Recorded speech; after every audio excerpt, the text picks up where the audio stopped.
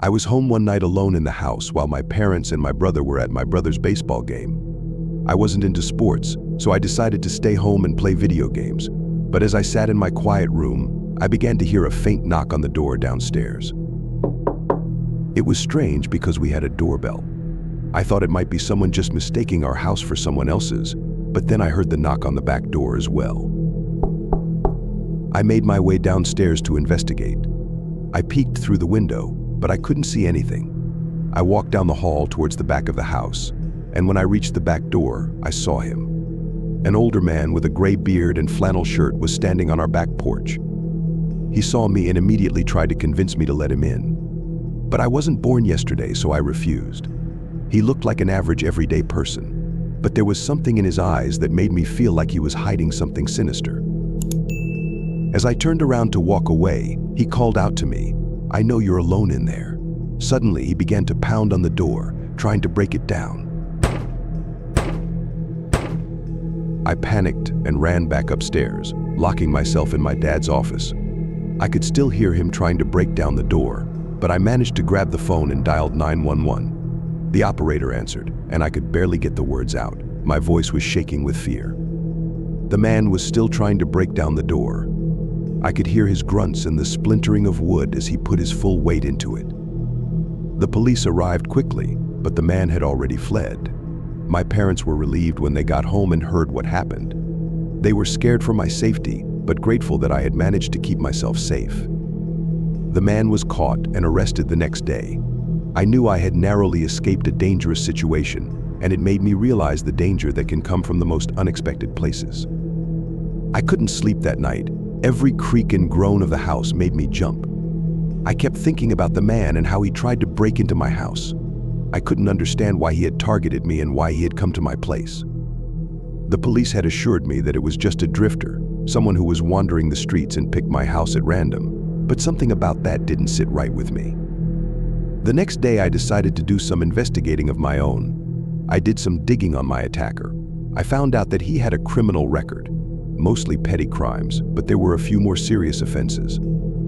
I knew that there was something to this man's attack. It felt too personal, too targeted. I started to search for news articles looking for any connection between the man and my family, and that's when I found it. It was about a robbery of a local business. The man had been arrested for holding the store clerk at gunpoint. The store was only a few blocks from my house, and I found out that my mother was a witness in the attack. The realization hit me like a ton of bricks. This man had targeted my house because of my mother. He had recognized her and come to take revenge for being caught and arrested. I couldn't believe that my family had been put in such a dangerous situation because of a random act of violence a few years ago. I immediately called the police and shared my findings with them. They were shocked and promised to look into it further and provide us with any extra protection. But the damage had already been done. My family and I were left to deal with the aftermath of the attack. We were constantly looking over our shoulders, paranoid that the man would come back for us. My parents decided to install a security system, and we started to be more cautious about who we let into our home. We also started to carry pepper spray, and I put a panic button app on my phone. The incident left a deep impact on me. I started to have trouble sleeping, and I would often find myself checking the locks on the windows multiple times before going to bed. My parents tried to reassure me that we were safe now and that the man was in custody, but the fear was still there. It's been a few months since the incident, and although the fear has subsided, it's still there, lurking in the back of my mind. This experience has taught me to never let my guard down and always trust my instincts.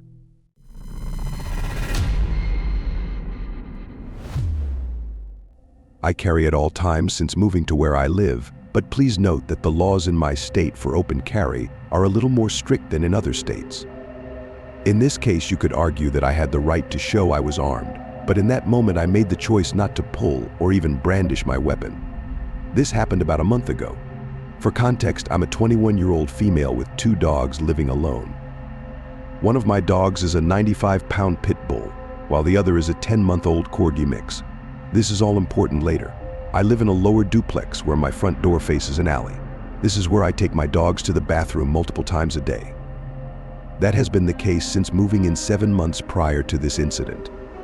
At around 8 p.m., After a night full of Taco Bell and playing The Sims, I decided to take my 2 dogs out one last time before bed. I leashed up both of them and put on my coat, then headed towards the small grassy area in the alley. While they were doing their thing, I saw 2 lights above me go out, removing all the light from the alley, all the way up until my back door. I took out my phone, turning on the flash so I could see my dogs. I still had to clean up after them. After turning my phone light on, I quickly looked up to see a man wearing baggy clothes and a hood. He was standing 20 feet from me. He must have been standing there a while since my dogs didn't hear him walk up, and I didn't notice him at all. I did realize I was shining my light directly at him, and for a moment I felt bad for doing it since that was clearly rude. That was until I saw that he was glaring at me. I stood there uncomfortably for a moment, wondering if I should keep walking them or try to turn and walk back. During this time, he decided to start walking towards me. I told myself that he could be trying to get to his car or something. That was until I realized that he was walking directly towards me, setting off both dogs. Being scared, I began to walk backwards, hoping to get out of his way and definitely hoping that he would just walk past me, but he didn't. When I started to walk backwards, the man began to sprint. Not only that, but he then started chanting, and he did it loudly. I couldn't make out a word he was saying, but he kept repeating and chanting as he sprinted towards me. At this point, I kept going back and forth on taking action, but to be completely honest, I was scared to the point where I couldn't decide what to do. Thankfully, when I was in arm's reach, my dog reached his limit with this guy and lunged, snapping him out of whatever state of mind he was in.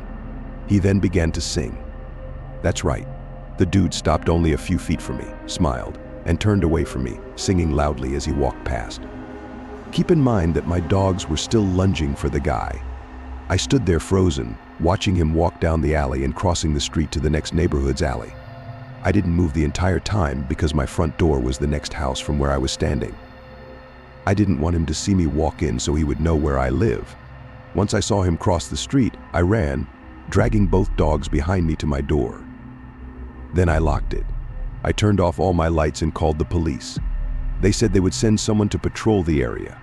They didn't seem too concerned with someone crying, barely being able to explain what happened. After hanging up, I sat on the floor. I was on the phone with my mom, pathetic I know, and I saw my motion sensor flip on. Keep in mind that you have to be directly in front of my unit for it to turn on. I freaked out and called the police again, asking if the officer was in my alley. Of course, she said no. There was no officer on my side of town currently.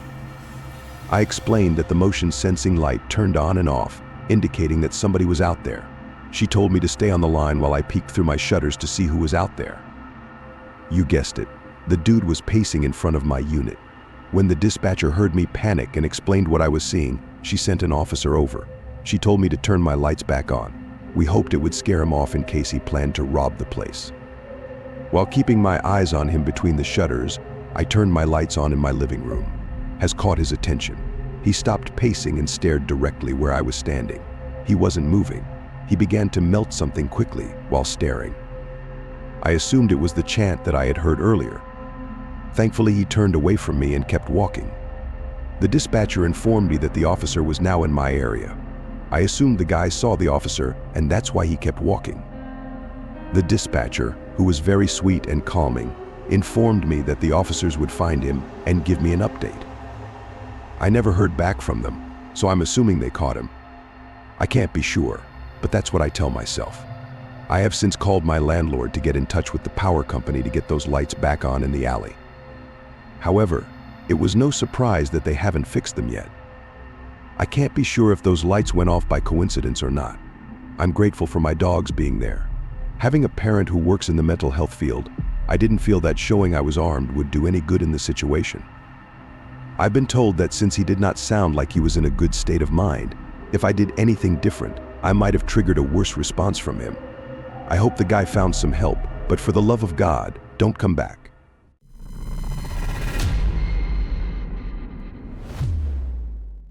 This happened a long time ago, so I apologize if some things do not seem clear.